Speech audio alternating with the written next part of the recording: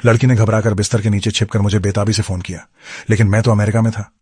उसने मुझे बताया कि वह अभी होटल पहुंची ही थी जब एक समूह ने अंदर आकर उसकी दोस्त को खींच लिया। अब वह अकेली थी, बिस्तर के नीचे छिपी हुई। मैंने फोन पर अपनी पकड़ मजबूत कर ली। मुझे पता था कि मेरी बेटी गंभीर खतरे में थी, लेकिन मैंने खुद को शांत रहने के लिए मजबूर किया। मैंने अपना किट निकाला, रिकॉर्डिंग उपकरण जोड़ा और उससे पूछा, जब से तुम विमान से उतरी हो तब से अब तक क्या कोई अजनबी तुम दोनों के पास आया था? उसने कहा, हाँ। हवाई अड्डे पर एक आदमी उनके पास आया और बातचीत शुरू की। मैंने उससे कहा, अब से मेरे कहे हर एक शब्द को याद रखना। वे तुम्हें ले जाने वाले हैं। किम, ध्यान केंद्रित रहो बेबी, ये महत्वपूर्ण है। तुम्हारे पास 5 शायद 10 सेकंड है, बहुत महत्वपूर्ण सेकंड। ये आम बात है, ध्यान केंद्रित की। उनके बारे में जो कुछ भी देखो चिल्लाओ। बालों का रंग, आंखों का रंग, लंबा छोटा, जो कुछ भी तुम स्कार्फ। देखो। समझ से पहले कि मैं वाक्य पूरा कर पाता, मैंने सुना कि दरवाजा जोर से खुल गया।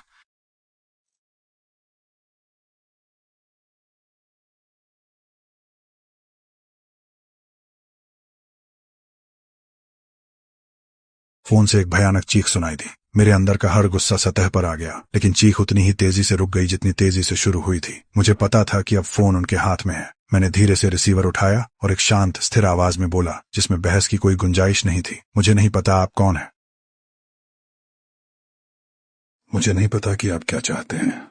अगर आप फिरौती की तलाश में हैं तो मैं आपको बता सकता हूं कि मेरे पास पैसे नहीं हैं, लेकिन मेरे पास कुछ विशेष कौशल हैं। कौशल जो मैंने एक बहुत लंबे करियर में हासिल किए हैं। कौशल जो मुझे आपके जैसे लोगों के लिए एक बुरा सपना बनाते हैं।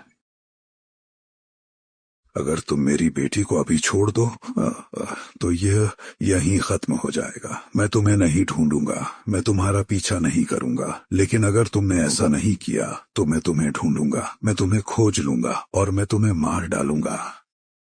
शुभकामनाएं। मैं ये सोचने की भी हिम्मत नहीं कर सकता था कि वे मेरी बेटी के साथ क्या कर सकते हैं। मैं शायद दुनिया का सबसे अच्छा पिता नहीं था, लेकिन रिटायर होने से पहले मैं एक ऑपरेटिव था, और सिर्फ कोई ऑपरेटिव नहीं, मैं सबसे अच्छा था। मैंने एक सेकंड के लिए भी संकोच नहीं किया। मैंने तुरंत अपने पुराने साथी से संपर्क किया। साथ में हमने उस रिकॉर्डिंग से पहला सुराग निकाला। ये अल्बानियाई तस्कर थे।